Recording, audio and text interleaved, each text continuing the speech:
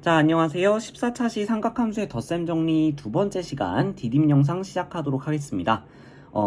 이번 시간 우리가 다룰 내용은 어떤 거냐면요. 먼저 저번 시간에 우리가 배웠던 배각 공식 있었죠. 그 배각 공식을 응용한 공식, 반각 공식이라고 하는 것을 확인해 볼 거고요. 그 다음에 이제 삼각함수의 덧셈 정리가 활용되는 가장 대표적인 케이스, 두 직선이 이루는 각의 크기를 구하는 상황을 같이 한번 살펴보려고 합니다. 자, 그럼 먼저 반각 공식부터 시작해 보도록 하겠습니다. 우리가 저번 시간에 배웠던 배각 공식이라고 하는 것을 잠깐만 떠올려 보게 된다면요. 우리 배각 공식이라고 하는 것은 이제 예를 들어서 사인 알파나 코사인 알파 이런 식으로 알파에 대한 삼각함수 값을 알 때 요거로부터 이제 사인 2알파, 코사인 2알파 이런 식으로 각도가 2배 된 삼각함수를 구하는 공식을 우린 배각 공식이라고 불렀어요. 자, 근데 이제 우리는 어떤 것을 생각하고 싶냐면 반대로 이렇게 한 각도가 주어져 있을 때 그것의 절반에 해당하는 것을 알아내는 공식을 구하고 싶습니다. 그것을 우리는 반각 공식이라고 부르게 되는데요. 한쪽에서 배각을 만들어냈던 것처럼 우리는 주어진 각을 반각으로 만들 때도 이 관계, 결과적으로 2배의 관계를 좀 활용할 수 있을 거니까 배각 공식을 먼저 떠올려보고 그거로부터 반각 공식을 유도해 보도록 하겠습니다. 자, 근데 그 중에서도 우리가 활용하기 제일 쉬운 공식이 뭘 거냐면요. 코사인에 대한 배각 공식일 거예요. 그래서 코사인 배각 공식 잠깐 떠올려 보도록 하겠습니다. 우리 코사인 2알파라고 하는 것을 삼각함수의 덧셈 정리, 알파 더하기 알파를 이용해서 보이게 되면 어떤 공식을 얻어낼 수 있었냐면 코사인 제곱 2분의 알파 마이너스 사인 제곱, 코사인 제곱 알파 마이너스 사인 제곱 알파라는 관계식을 얻어낼 수 있습니다. 자, 근데 여기에서 사인 제곱 알파 더하기 코사인 제곱 알파는 1이다 라는 관계식, 유명한 관계식을 이용함으로써 이 공식은 두 가지의 추가 공식이 있게 돼요. 먼저 사인 제곱 알파라고 하는 코사인 제곱부터 바꿔볼게요. 코사인 제곱 알파를 1 마이너스 사인 제곱으로 바꾸게 된다면 얘는 1 빼기 2배의 사인 제곱 알파 이렇게 표현이 가능해질 거고요. 반대로 이번에는 사인 제곱 알파를 주어진 관계식으로 변형하게 된다면 이 코사인 제곱 알파 마이너스 1이라는 관계식을 얻어낼 수 있게 됩니다. 자, 이렇게 세 가지 바리에이션 중에서 우리는 선생님 형광펜 치는 요 공식과 요 공식 이것을 이용해 보려고 합니다. 자, 근데 우리는 이제 알파라는 것에 대한 삼각함수가 주어졌을 때 2분의 알파라고 하는 각도의 절반을 구하고 싶기 때문에 이 공식을 알파 자리에 2분의 알파를 통째로 집어넣어서 2분의 알파라는 값에 대한 공식을 바꿔서 표현해 볼게요. 그러면 공식이 어떻게 될 거냐면 코사인 알파는 1 빼기 2배의 사인 제곱 2분의 알파 이렇게 표현할 수 있을 거고요. 이 코사인 제곱 2분의 알파 마이너스 1 이렇게 표현할 수 있을 겁니다. 여기에 있는 알파 자리에 그냥 통째로 2분의 알파를 넣었다라고 생각하시면 돼요. 자, 그럼 여기에서 우리가 이 공식에서 사인 제곱 2분의 알파에 대해서 정리하면 알파에 대한 삼각함수로부터 2분의 알파에 대한 삼각함수 값을 구할 수 있는 공식을 얻어낼 수 있으니까 정리 한번 해볼게요.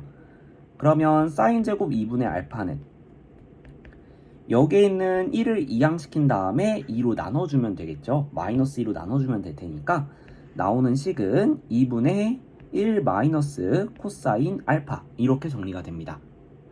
같은 방법으로 아래에 있는 식도 코사인 제곱 알파 2분의 알파만 남기고 정리를 해주게 된다면 2분의 1 플러스 코사인 알파 이렇게 표현할 수가 있게 돼요.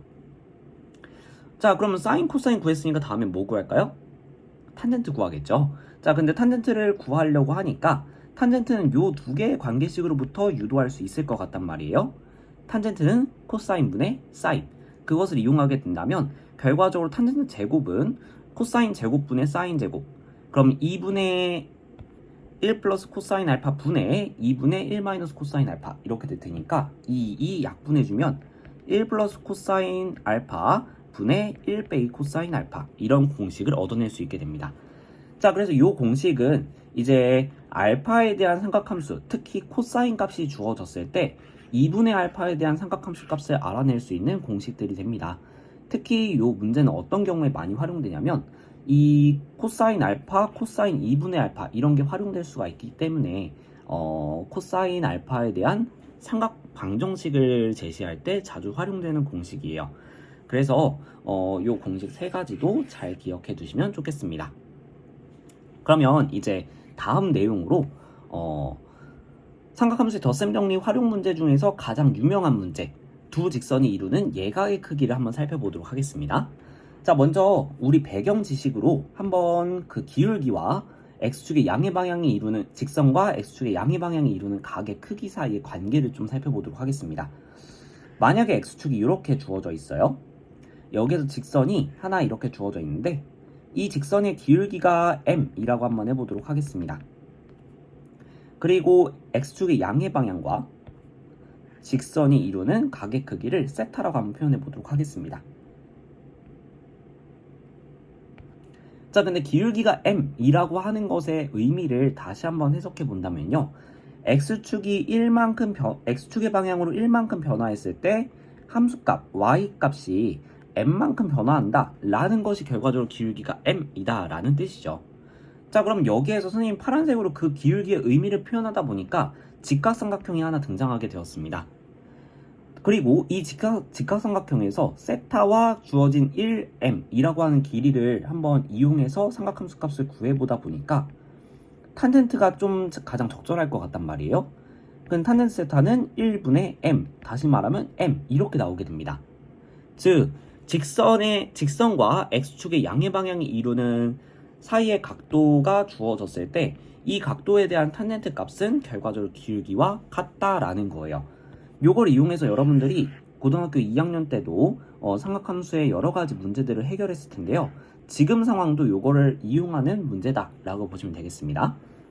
자, 그래서 지금 y는 2x, y는 3분의 1x 플러스 1 이렇게 두 개의 직선이 주어졌는데 각도에 대한 것과 이 직선을 연결지으려고 하다 보니까 결과적으로 이 직선의 기울기는 x축의 양의 방향과 이루는 각도의 탄젠트 값과 같다라는 걸 이용하려고 해요. 그래서 각각 두 직선이 x축의 양의 방향과 이루는 각도를 알파와 베타라고 표현해 보도록 하겠습니다. 그럼 여기서 알 수 있는 점은 일단 탄젠트 알파라고 하는 애는 기울기 2가 되어야 된다. 그리고 탄젠트 베타라고 하는 애는 기울기 3분의 1이 되어줘야 된다 라는 것을 알 수 있어요. 자, 근데 우리가 구하고 싶었던 거는 두 직선이 이루는 예각의 크기란 말이에요. 그래서 이 세타의 크기가 궁금해요. 이 세타를 구하는 방법은 크게 두 가지가 있을 겁니다. 첫 번째, 이 x축과 두 직선이 이루는 삼각형에서 이쪽 베타고 이쪽 알파니까 그리고 이 세타는 막국지각을 아래로 옮겨주게 된다면 외곽의 크기는 이웃하지 않는 두 내각의 크기와 같다라는 걸 이용해서 관계식을 구해주는 방법이 있을 거예요. 자, 근데 선생님은 조금 다른 방법으로 접근을 해보도록 하겠습니다. 방금 삼각형 같은 경우에는 여러분들이 좌표평면 상에 두 개의 직선을 완벽하게 표기해야 된다라는 제한 조건이 있거든요.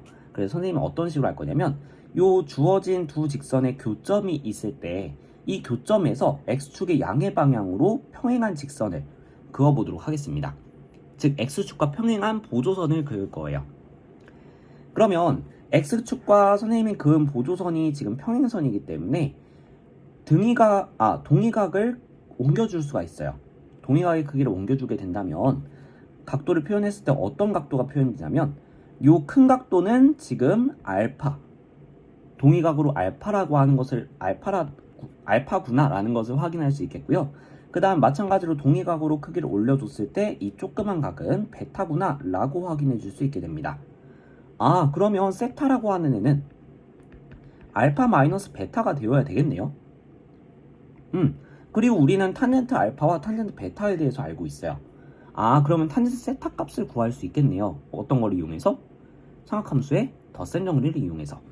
자, 그래서 탄젠트 세타라고 하는 애를 구해보게 된다면 얘는 탄젠트 알파 마이너스 베타니까 삼각함수의 덧셈 정리를 이용해서 1 더하기 탄젠트 알파 탄젠트 베타 분의 탄젠트 알파 마이너스 탄젠트 베타 이렇게 구해줄 수 있겠죠.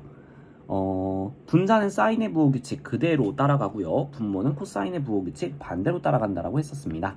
자, 그래서 1 더하기 2 곱하기 3분의 1 분의 2 빼기 3분의 1 이렇게 되니까 분모 분자에다가 똑같이 30 곱해줄게요. 그러면 곱했을 때 분모가 약분되니까요. 3 더하기 2분의 6 빼기 1 이렇게 되니까 5분의 5, 다시 말하면 1이라는 값을 얻어낼 수 있게 됩니다. 자, 그럼 예각 중에서 탄젠트 세타가 1이 되는 각도는 4분의 파이라는 것을 확인해 줄 수 있겠죠? 그래서 두 직선이 이루는 예각의 크기는 4분의 파이구나, 이렇게 구해주면 되겠습니다. 자, 그래서 선생님이 풀었던 아이디어, 보조선을 이용해서 그 동의각의 크기를 이용해서 그 교점 부분, 우리가 구하고 싶은 세타 위치로 각도를 옮겨주는 아이디어를 잘 떠올리시길 바라겠습니다. 자, 그러면 나머지 문제들은 우리가 수업 시간에 같이 해결해 보도록 할게요. 뒷 영상 보시느라 고생 많으셨습니다.